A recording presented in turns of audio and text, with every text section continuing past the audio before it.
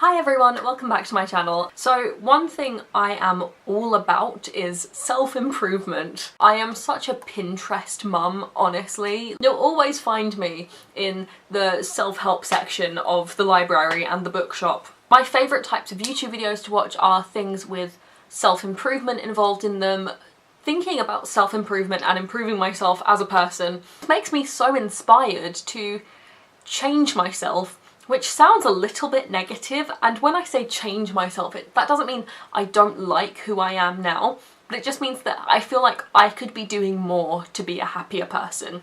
Right now, I don't do a lot of things to make myself happy, and I know I don't. A lot of that in the past has come from depression, where I just haven't been able to do the things I've wanted to because I just physically can't. My brain is like, you want to read a book right now, but you're not going to do that. You want to play The Sims right now, but you're not going to do that. You want to talk to your friends right now, but you're not going to do that. Recently, that's just been more of the fact that I've been spending a lot of time doing things I don't really want to do. I've been spending a lot of time doing a lot of reading for my course and studying and working on assignments and stuff like that. I have 5 miscellaneous goals. They're all quite eclectic. Not all of them are related to mental health that I thought I would share with you today. My first one is stop taking on other people's problems. This is something I noticed I do a lot recently. I never thought I did this before. However, recently some of my friends have been going through some hard times, and I was literally laying awake at night not being able to sleep because I was worrying about my friends' problems.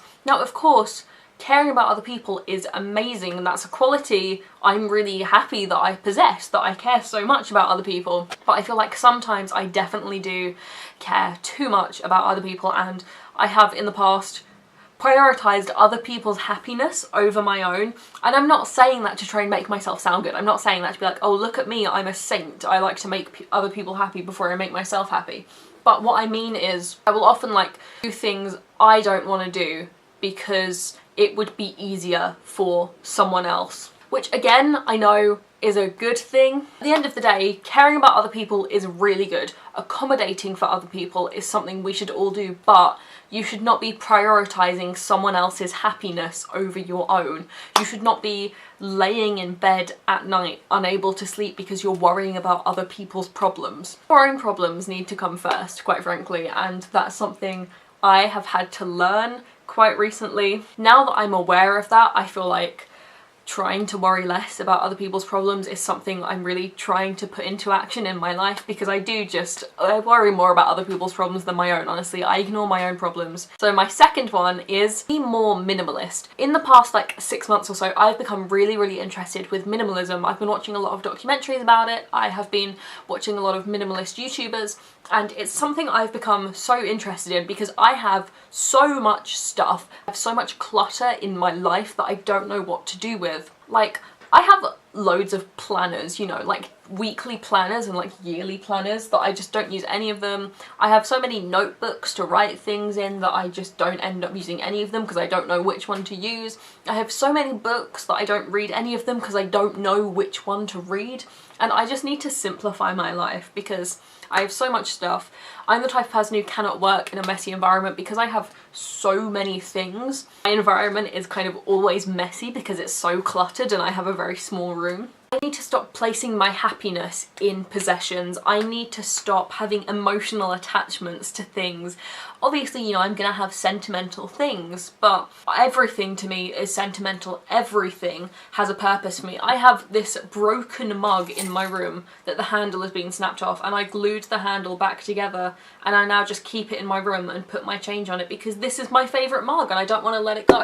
Laura, it's broken. That needs to go. And I need to stop finding happiness in buying things as well. I will admit that I can be a kind of materialistic person, and I do invest a lot of my happiness in new things. Having new things makes me happy, and buying new things makes me happy. And not only is that bad for my environment, but it's really bad for my bank balance as well, especially considering the fact I don't have a job. Sort of similar to the last one, I want to try and be more zero waste. As well as minimalism, I've also become really interested in zero waste recently, so I've been watching a lot of zero waste YouTubers. If you don't know what zero waste is, it's basically just a way of living where you try and produce zero waste basically. You try and produce the least amount of waste as possible. I have been taking really tiny steps. I've upped my recycling game, which I know is like, that's barely anything, but I was really bad with the recycling before, and I've gotten a lot better with recycling. It's not much, but it's a start.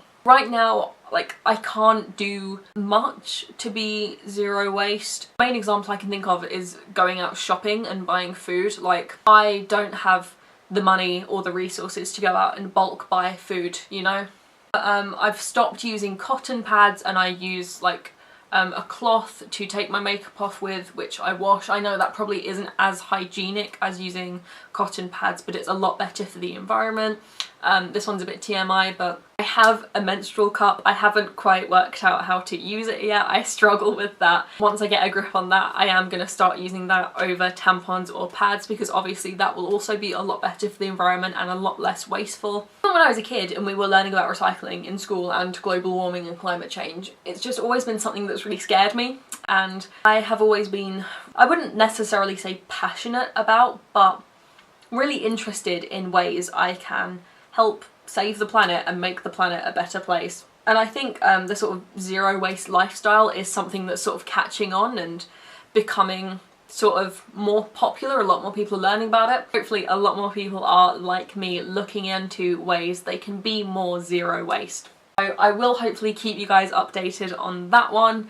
If you guys have any suggestions for how I can be more zero waste, like little things I can implement into my day, let me know in the comments. Then the last two are kind of related to, first of all, I want to eat more fresh food and cook more. I am such a lazy cook. I do not cook because I'm just so lazy, and that is one of my biggest character flaws. I cannot physically verbalize to you how lazy I am when it comes to cooking. So if I'm hungry, I'll just make a pot noodle, or I'll just put some pasta in a pan. Even making a salad, you know, takes a lot of effort from me. The problem with that is that I end up eating a lot of shit. Not literally, but you know, food that's just not good for me. I feel like cooking is very fulfilling, you know? I really like cooking, but I also don't like the effort that goes into cooking, which is a bit of an oxymoron. I don't know quite how that works, but I think cooking is great and I'd really like to do more of it, but for that I need to be less lazy. So I'm actually setting a goal for this one. I am going to start off with baby steps, and I'm going to challenge myself to actually cook something at least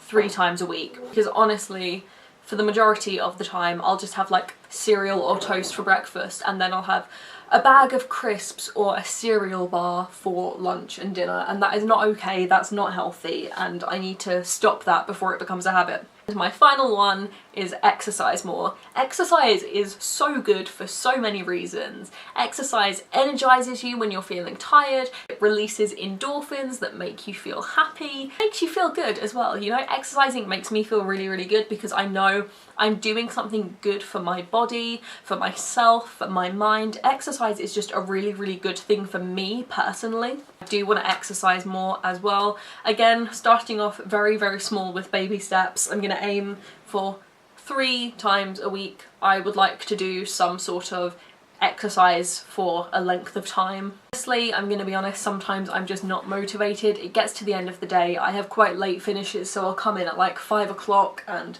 I'll cook dinner, and after I finish doing all of my reading for the day, I just can't be bothered. Motivation is an issue for me that I'm gonna try and get better with. Those were my 5 goals for self-improvement and better mental health and being happier for 2018, and hopefully for the rest of my life. Thank you guys so much for watching, and I really hope you enjoyed this video. Links to all of my social media will be left down in the description bar as usual, and I will see you guys next time I upload. Bye!